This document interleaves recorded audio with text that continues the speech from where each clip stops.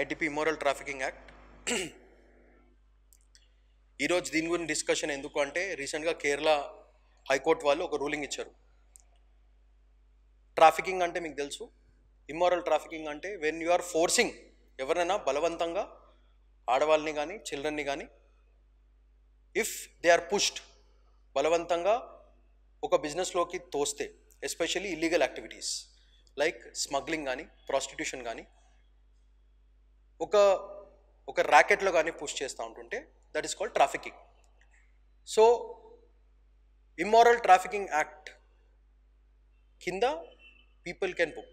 Now ఎందుకు ఇదంతా important అంటే కేరళ రీసెంట్గా ఒక కస్టమర్ మీద there has been a prosecution against a customer who has been found in a brothel centre.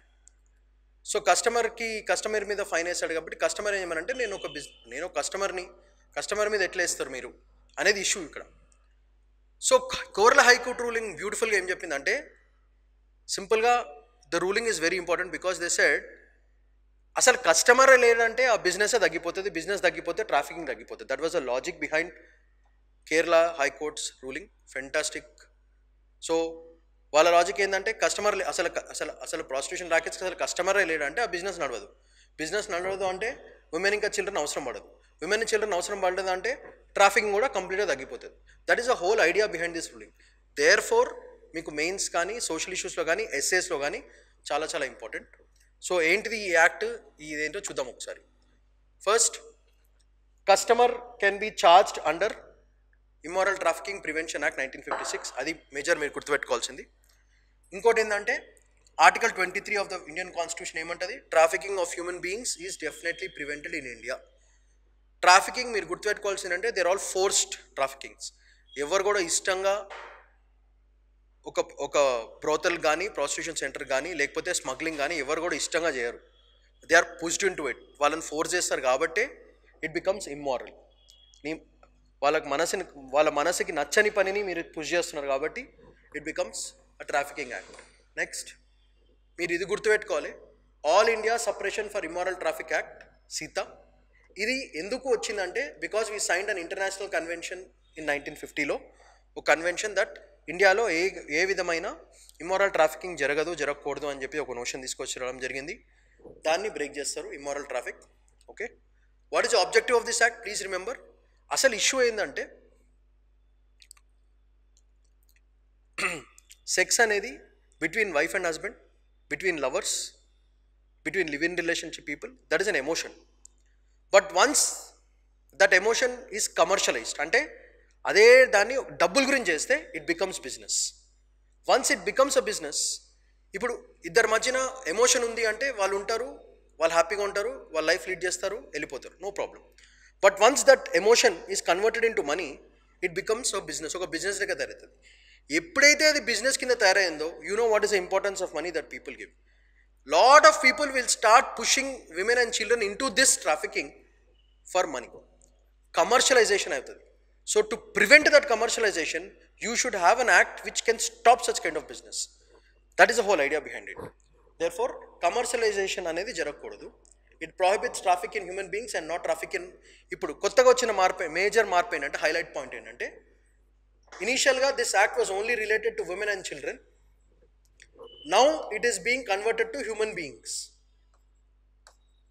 or persons. So ఈ కేసులో ఇక్కడ male, female, transgender, children, all groups అందరూ కూడా ఈ యాక్ట్ కింద వస్తారు. So anyone who tries to traffic you or push you or force you to do something, they can be booked under this act. That is a highlight point. What is a recent change which has happened based on that ruling. So మనం ఏం చేయొచ్చు దాని గురించి to prevent that? ప్రతి ఒక్క ఏరియాలో ఒక special police officer పెట్టాలి. అసలు వాళ్ళ ఆ రీజన్లోకి వెళ్ళకుండా ప్రొటెక్ట్ చేయాలంటే ప్రొటెక్టివ్ హోమ్స్ ఉండాలి. తర్వాత కరెక్టివ్ ఇన్స్టిట్యూషన్స్ అంటే ఈ ట్రాఫికింగ్ జరిగినప్పుడు ఏమవుతాయంటే చిల్డ్రన్ కానీ ఉమెన్ కానీ మెన్ కానీ చాలా దూరాలు ప్రయాణం చేయాల్సి వస్తుంది. వాళ్ళకి ఎంత దూరం అంటే థౌజండ్స్ ఆఫ్ కిలోమీటర్స్ వాళ్ళు ట్రావెల్ చేయాల్సి వస్తుంది. నీళ్ళు ఇయ్యరు, గట్టిగా మాట్లాడితే వాళ్ళకి ఫుడ్ ఇయ్యరు. చాలా ఒకటే లారీలా మీరు సినిమాలో చూసి ఉంటారు, ఒకటే లారీలా 200 మంది 300 మంది కుక్కేస్తారు ఇట్లనే. కుక్కేసి వాళ్ళని కిలోమీటర్స్ పిల్లల హెల్త్, అమ్మాయిల హెల్త్ అన్నీ మొత్తం ఎవ్రీథింగ్ గెట్స్ స్పాయిల్డ్, మొత్తం అంతా ఖరాబ్ అయిపోతుంది. అట్లా కాకుండా ఉండడానికి this kind of act is very very much necessary. So ఇవన్నీ చేస్తారు. సో అట్లాంటి దారుణమైన సిచ్యువేషన్లో వెళ్ళినప్పుడు ఏమవుద్దంటే వాళ్ళ మెంటల్ హెల్త్ దెబ్బతింటుంది. ఆ మెంటల్ హెల్త్ని మళ్ళీ రికవర్ చేసి వాళ్ళని జీవన స్రవంతిలో కలపాలంటే ఒక కరెక్టివ్ ఇన్స్టిట్యూషన్ అనేది చాలా చాలా ఇంపార్టెంట్. సో ఈ యాక్టివిటీస్లో ఇన్వాల్వ్ అయిన వాళ్ళకి పనిష్మెంట్స్ ఏంటి? పీనలైజ్ చేస్తారు. నువ్వు ఒక బ్రోతల్ సెంటర్ రన్ చేస్తున్నావు అంటే దాన్ని కూడా పీనలైజ్ చేస్తారు. ఒక పబ్లిక్ ప్లేస్ని వాడుకున్నావు అంటే for that kind of activities penalise చేస్తారు. నువ్వు కనుక if someone is involved in the business of prostitution, అంటే that person might not be a prostitute, but if you are forcing people to get into prostitution network, especially women and children and men these days, if they are pushing, such kind of people are getting their money through the sex worker. So వాళ్ళని కూడా penalize చేయొచ్చు.